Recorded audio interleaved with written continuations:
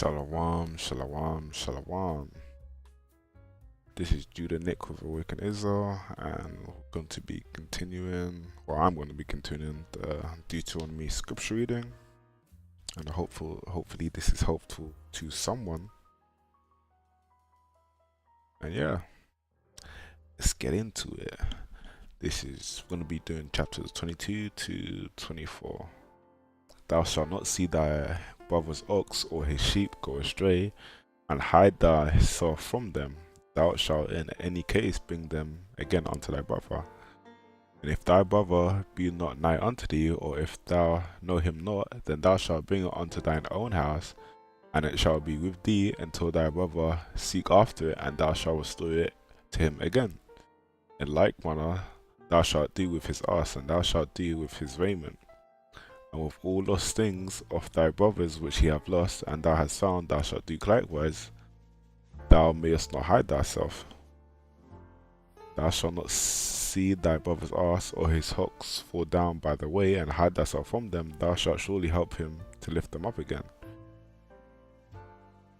So for those who don't know, this is technically covering one of the 10 commandments, I believe, to love thy neighbor. So this is really just looking after your brother's or sister's possessions. So this would be technically in the 10 commandments, obviously. But for those who want to nitpick scriptures and whatever, they'll just take the first 10, but they don't study. But hey, this is part of it. Hey sis, what's up D? What's up sis? Verse 5. I hope you're well, by the way. I hope you're doing okay. Verse 5. The woman shall not wear that which pertaineth unto a man, neither shall a man put on a woman's garment, for all that do so are an abomination unto thy Lord thy God. So today we have a lot of,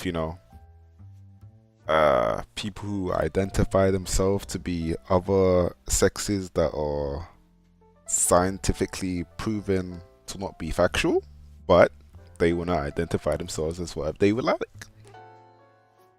And they will wear whatever they believe, they wear what they want to wear. However, as you can see, the father makes a clear distinction between men should not wear what women wear, and women should not wear what men wear. But hey, let's continue. If a bird's nest chance to be before thee in the way in any tree or on the ground, whether they be young ones or eggs, and the dam sitting upon the young or upon the eggs, thou shalt not take the dam with the young, but thou shalt in any wise let the dam go, and take the young to thee, that it may be well with thee, and that thou mayst prolong thy days. Wow. So the father's even saying to look after the young ones of animals, I believe. Let me try. I'm going to try NLT just for the moment. I just want to see this, what it says. Let's see, verse 6 and verse 7. If you happen to find a bird's nest in a tree or on the ground, and there are young ones or eggs in it, with the mother sitting in the nest, do not take the mother with the young. You may take the young, but let the mother go, so that you may prosper and enjoy a long life. When you build a new house, you must put a railing around the new house, or if it's flat roof, that you will not be considered guilty or murder if someone falls from the roof. Alright, hold on. Let me go back to KJV. Verse 8. When thou buildest a new house, then thou shalt make a battlement for thy roof, and thou shalt bring not blood upon thy house, if any man fall from thence. Thou shalt make a battlement. So that would be flat ground, would it? Damn. Well, if anybody's in Europe, most of the buildings we do not have flat roofs, bruh. So you go on one of these houses, you going straight up. You going, man, you might as well enjoy the ride. You a goner. I mean, everybody has, people have balconies and stuff depending on where you live, or what house you may have. But as for a flat roof, I would believe. Nah. I've never actually seen. I don't think I've ever come across that scripture in depth. When you must have built a railing around the edge of it, it's a flat roof. Okay, so put some form of protection around your roof if someone's on your roof. I don't know. But hey, I'm gonna continue. Verse 9: Thou shalt not sow thy vineyard with diverse seeds, lest the fruit of thy seed which thou hast sown and the fruit of thy vineyard be defiled. So in Leviticus, I also think there was things about farming, but the father's basically saying not to plant seeds together, so you'd split them up. So I also remember there would has to be a little bit of space between things that you plant, so they don't grow together on the same plot of land. Basically, I don't know how much the space is, but if anybody wants to search for yourselves, by all means, because I do not know off the top of my head, but it's lucky. But yeah. Verse 10: Thou shalt not plough with an ox and an ass together. Thou shalt not wear a garment of diverse sorts, as of woolen and linen together. So the father is also saying that we should not wear mixed fabrics. But in today's modern day clothing, everything's basically mixed fabrics. However, you can actually find 100% cotton, 100% woolen, 100% linen clothes if you kind of diligently search. But yeah, let's continue. If any man take a wife and go in unto her and hate her, and give occasion of speech against her, and bring up an evil name upon her, and say, I took this woman, and when I came to her, I found her not a maid, then then shall the father of the damsel and her mother take and bring forth the tokens of the damsel's virginity unto the elders of the city in the gate. And the damsel's father shall say unto the elders, I gave my daughter unto this man to wife, and he hateth her. And lo, he have given occasion of speech against her, saying, I have found not the daughter a maid, and yet there are the tokens of my daughter's virginity, and they shall spread the cloth before the elders of the city. So what they're talking about here is, so basically, I believe it's called a hymen, and between a woman's leg, and basically when that breaks, blood comes out. So what they're talking about is when they say, and they shall spread the cloth before the elders, they're looking for signs of blood. So if she was a virgin, there should technically be small amounts of blood. However, if she is not a virgin, then there wouldn't be any blood there. But hey, let's continue. And the elders of that city shall take that man and chastise him, and they shall immerse him in 100 shekels of silver, and give them unto the father of the damsel, because he hath brought upon an evil name upon a virgin of Israel, and she shall be his wife, and he may not put her away all his days. But if this thing be true, and the tokens of virginity be not found for the damsel, then they shall bring out the damsel to the door of the father's house, and the men of her city shall stone her with stones, that she die, because she have walked folly in Israel, to play the whore in her father's house. So shalt thou put evil away from among you. Amen. So, sisters, I would definitely say, not to be a snare upon to you, but take pride in not going around sleeping with, several different men. But hey, in this day and age, bruh,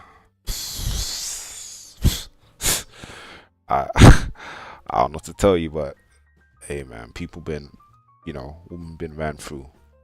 But hey, if you're one of the sisters who, have your virginity, hey, look at 1 Corinthians chapter 7. It's a great scripture, man, for people who want to get married in the future, people who want to stay single, and etc. etc. Also, the verse you just read. Hey, man, don't be, what do you call it, a whore. But hey, let's continue. Verse 22. Actually, I want to say that chapter again. 1 Corinthians chapter 7 for anyone who's married or wants to be married, sorry, or wants to stay single. It's a very, very good chapter. Very informative. Alright. Deuteronomy chapter 22, verse 22. If a man be found lying with a maiden married to a husband, then they shall both of them die, both the man that lay with the woman and the woman shalt thou be put, thou shalt, so shalt thou put evil from Israel. So that's adultery. If you sleep with someone who is married and you're not betrothed or married to that person, that is committing adultery. Alright.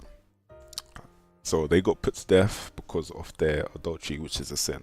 Because it doesn't say here, but that's why they died. Verse 23. If a damsel that is a virgin be betrothed unto a husband, and a man find her in a city and lie with her, then ye shall bring them both out unto the gate of that city, and ye shall stone them with stones that they die. The damsel, because she cried not, being in the city, and the man, because he have humbled his neighbor's wife, so shall that put evil from among you. So once again, if a damsel that is a virgin be betrothed unto a husband, and if a man, so I think this is someone who is about to be married. Let's just double check. Maybe let me try NLT verse 23. Let's see. If a damsel that is a virgin be betrothed unto a husband. So I believe it's someone who is married but not yet, the husband hasn't, humbled his wife per se.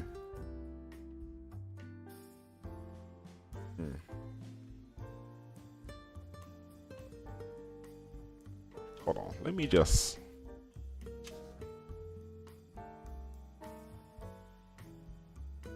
Yeah, engaged. I knew it. Okay, so they're definitely married, but not, hasn't done the deed per se.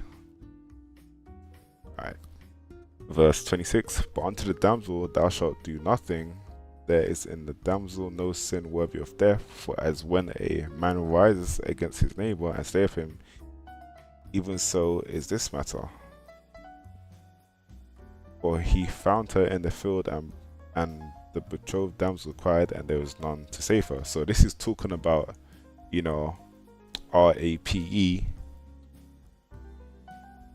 And yeah, the father does not condone this for anyone who doesn't read. The father 100% does not condone ARPE. So yeah. If a man find a damsel that is a virgin, which is not betrothed, and lay hold on her, and lie with her, and they be found, then the man that lay with her shall give unto the damsel's father 50 shekels of silver, and she shall be his wife, because he hath humbled her. He may not put her away all his days. A man shall not take his father's wife, nor discover his father's skirt. So that's now talking about what do you call it? It's not incest, but next of kin. So sleeping with family members, someone who's a betrothed to. So hypothetically speaking, sleeping with, let's say, your dad's wife is there's a whole chapter about this somewhere, but I can't remember. Oh my god, I wish I knew. There's a chapter, it might be in Deuteronomy, I don't know, but there was a very in-depth chapter about incest, and the father is 1,050%, but he is against that. But incest is a sin. But let's continue on to chapter 23.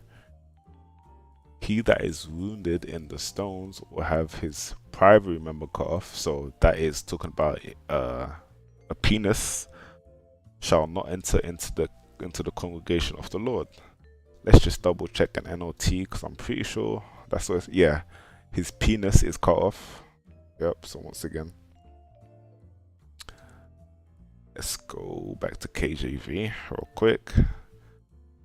he shall not enter the congregation of the Lord. A bastard shall not enter into the congregation of the Lord. Even to his 10th generation shall he not enter into the congregation of the Lord. Wow, so marriage was serious back there, bro. A bastard. So a bastard is someone who was born but out of wedlock. So, damn.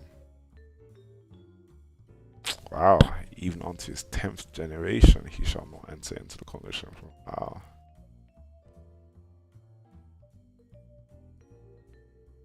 Wow. Right. An Ammonite or Moabite shall not enter the congregation of the Lord, even to their 10th generation shall they not enter the congregation of the Lord forever. So that's just an exaggeration. He went from 10th to forever. So Ammonite or Moabite, I believe that's some of the Asian people of today. They are not ever allowed to enter the congregation of the Lord. Okay. But let's continue. Verse 4. Because they met you not with bread and with water in the way when ye came forth out of Egypt, and because they hired against the Balaam the son of Beor and Peor of Mesopotamia to curse thee. So they basically hired a warlock to curse Israel. And because of this, the Father has permanently put a no sign on the Ammonites and the Moabites. But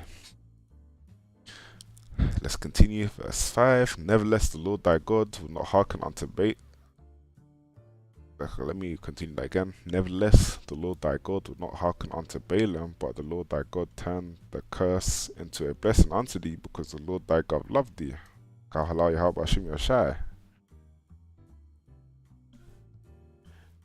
But the Father also said he loved Jacob, and Israel is part of the bloodline of Jacob. But yeah, so he says it twice. Thou shalt not seek their peace nor their prosperity all the days forever. Thou shalt not abhor an Edomite, for he is thy brother. Thou shalt not abhor an Egyptian, because thou wast a stranger in his land. The children that are begotten of them shall enter into the congregation of the Lord in their 3rd generation. When the host goeth forth against thine enemies, then keep thee from every wicked thing. If there be among you any man that is not clean by reason of uncleanness, that chasteneth him by night, then shall he go abroad out of the camp. He shall not come within the camp. But it shall be when evening cometh on, so when night's approaching, I believe, evening, he shall wash himself with water, and when the sun is down, he shall come into the camp again. Thou shalt have a place also without the camp, whither thou shalt go forth abroad. And thou shalt have a paddle upon thy weapon, and it shall be when thou wilt ease thyself abroad, thou shalt dig therewith, and thou shalt turn back and cover that which cometh from thee.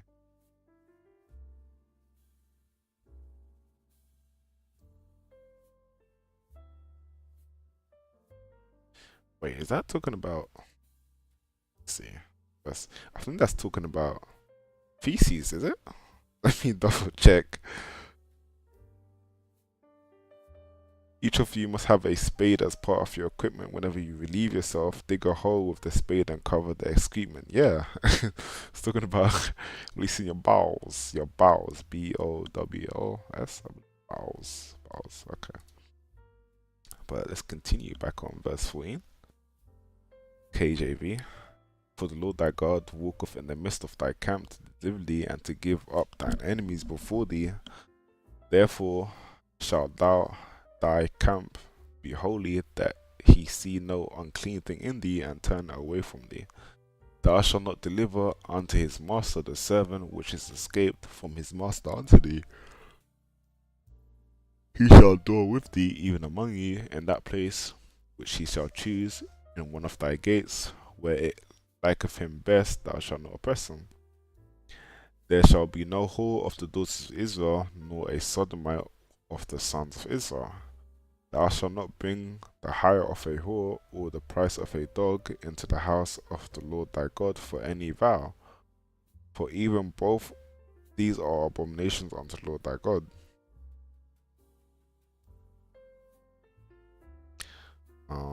I want to see this in verse 18, another translation real quick. Slakia. When you are bringing an offering to fulfill a vow, you must not bring the house of the Lord your God an offering from the earnings of a prostitute, whether a man or a woman, or both are detestable to the Lord. So they even had male prostitutes back then. I've heard of them. I don't know the modern day term for it today, but it's not. What's it called? It's not an escort. There's like another male word for escort, but I don't know off the top of my head. But hey, let's continue. Let's go back to KJV, verse 19, I believe. Do not charge interest on the loans you make to a fellow Israelite. So yeah, brothers and sisters, if you give something to a brother and you let them borrow it, do not charge interest, whether you loan money or food or anything else. So anything you give them, just just expect whatever you gave them back. Don't be like the banks or whatever, or a heathen or da da da, and they'll be like, hey man, I need a plus or extra or something. We're not meant to do that, but keep the commandments, but you may charge interest to foreigners, so to heathens, you can charge whatever you want, but you may not charge interest to Israelites, so that the Lord your God may bless you in everything you do in the land you are about to enter and occupy. That's once again, love thy neighbor. But the Father is telling you not to charge interest on your brothers, man. So just, give the value for whatever something is, and don't expect no interest, and don't charge them no interest, bro. Hey, let's continue verse 21. When you make a vow to the Lord your God, be prompt in fulfilling your vow, whatever you promise him, for the Lord your God demands that you promptly fulfill all your vows, or you'll be guilty of sin. So if you make a promise to the Father, do it as quickly as possible. Do your vow or your promise that you have vowed to the Heavenly Father Yahweh as quickly as possible. However, it is not a sin to refrain from making a vow. So it is not a sin to not make a promise. But once you have voluntarily made a vow, so once you have voluntarily made a promise, be careful to fulfill your promise to the Lord your God. When you enter your neighbor's vineyard, you may eat your fill of grapes, but you must not carry any away in a basket. So, if your brothers or sisters are farmers or X, Y, and Z, you may eat of the grapes, but you're not meant to like just stack them up and then just take off. Because the Father also said you may not also reap all the fields that you have grown. I think it's somewhere in Leviticus. So if you're a farmer and you have a lot of vineyard and X, Y, and Z, you have a lot of things going there, the Father says you're not meant to reap all of it. So you're not meant to harvest all of it in case there's someone who's poor and someone who, may not have X, Y, and Z. And the Father said you're meant to leave some for them. So imagine if someone comes along, goes to your vineyard, has like a last tree, bruh, has a tree, and he's like, you know what? Let me just, the season's nearly over. Let me just take away all that's left and put in a basket, bruh. Now what has the poor person got, bruh? That had nothing in the first place. They ain't got nothing, bruh. That's wicked, bro. So just take your fill, bruh. Take like a handful of grapes or whatever of that vineyard, and yeah, just be on your way, man. Man, the Father's laws are beautiful, bro. Actually beautiful, bro. And when you enter your neighbor's field of grain, you may pluck the heads of grain with your hand, but you must not harvest it with a sickle. It's the welfare system. Yeah. Last chapter. Suppose a man marries a woman, but she does not please him. Having discovered something wrong with her, he writes her a letter of divorce, hands it to her, and sends her away from his house. When she leaves his house, she is free to marry another man. But if the second husband also turns against her and divorces her, or if he dies, the first husband may not marry her again, for she has been defiled. That would be detestable to the Lord. You must not bring guilt upon the land of the Lord your God is giving you as a special possession. So you can't marry someone again who you was once married to. That's what the father is saying. A newly married man must not be drafted into the army or be given any other official responsibilities. He must be free to spend 1 year at home, bringing happiness to the wife he has married. So anybody who just got married, no draft for you. No draft for you for a whole year. It is wrong to take a set of milestones or even just the upper milestones as security for a loan, for the owner uses it to make a living. Let's see. I'm still in Slovakia. I think I'm still in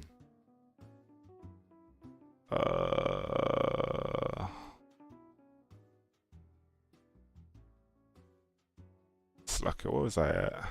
Damn.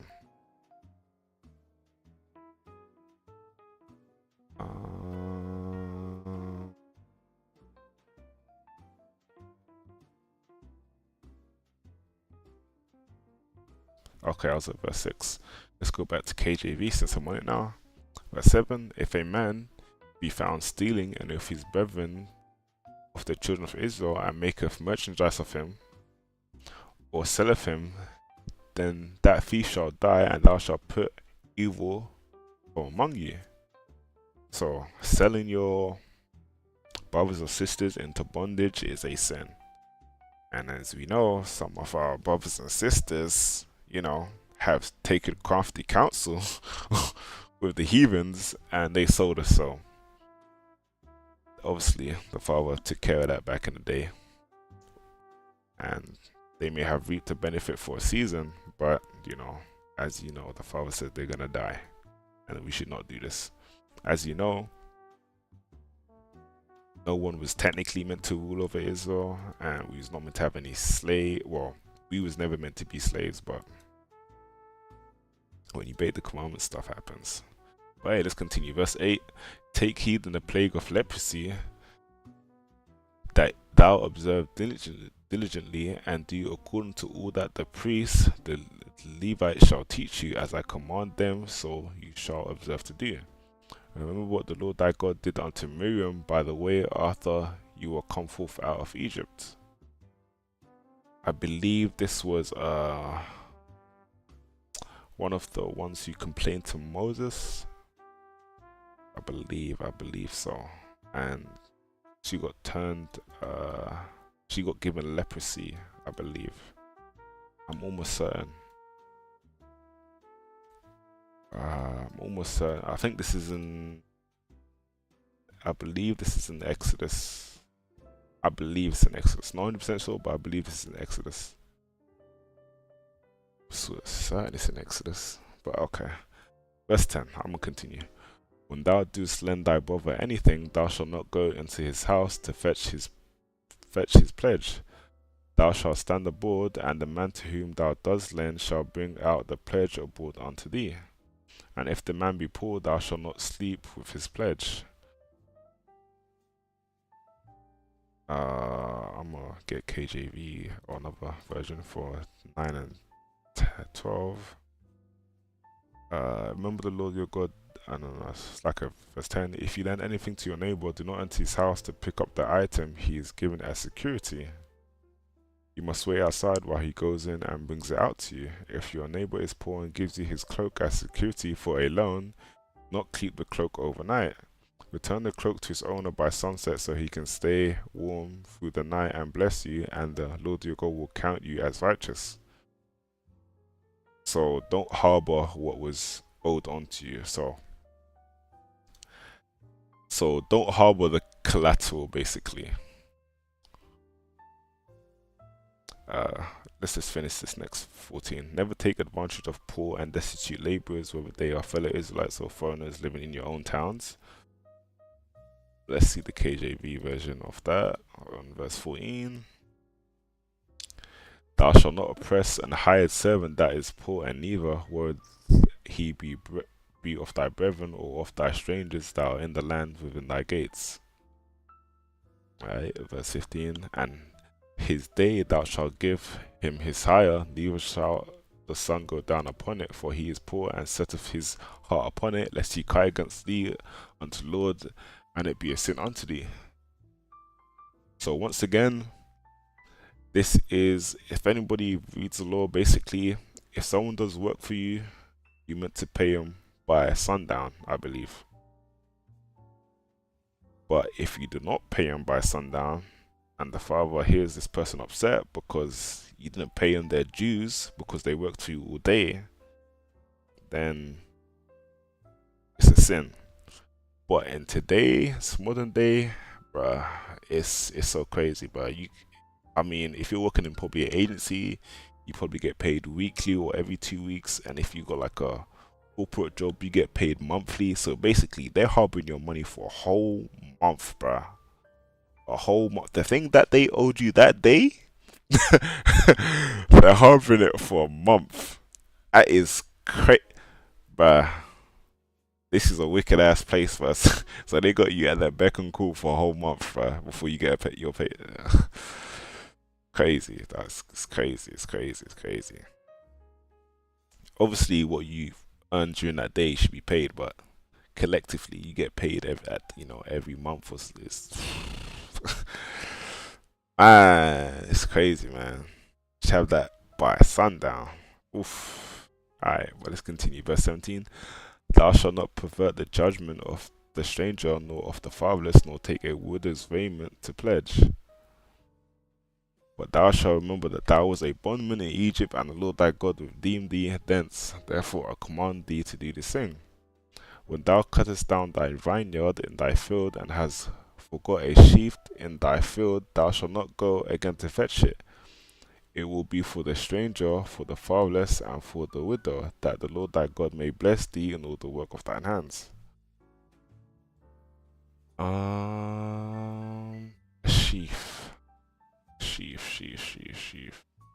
I'm gonna get an OT for verse 19. Real quick. When you're harvesting your crops and forget to bring in a bundle of grain from your field, don't go back to get it. Leave it for the foreigners or the orphans or the widows, then your Lord God will bless you. What you do? Let's get CBS. I want to see CBS for that as well. Salakia. I'm just enjoying trying to get more understanding. When you reap your harvest, if you forget your field, don't go back to get. Let's see this one right.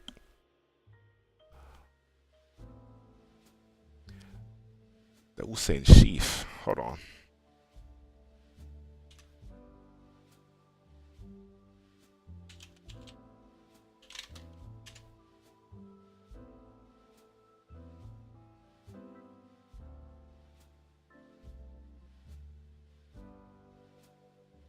Bundle.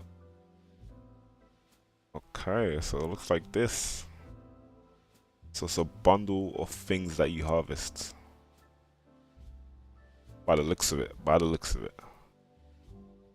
But let's continue.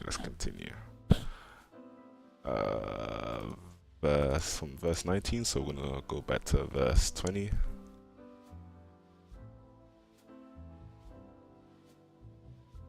When thou beatest thine olive tree, thou shalt not go over to the boughs again. It shall be for the strangers, for the fatherless, and for the widow. So yeah, leave the stuff that you left over to those who actually need it. When thou gatherest the grapes of thine vineyard, thou shalt not glean it afterward. It shall be for the strangers, for the fatherless, and for the widow. And thou shalt remember that thou was a bondman in the land of Egypt. Therefore I command thee to do the same. Man, ain't that beautiful, bro?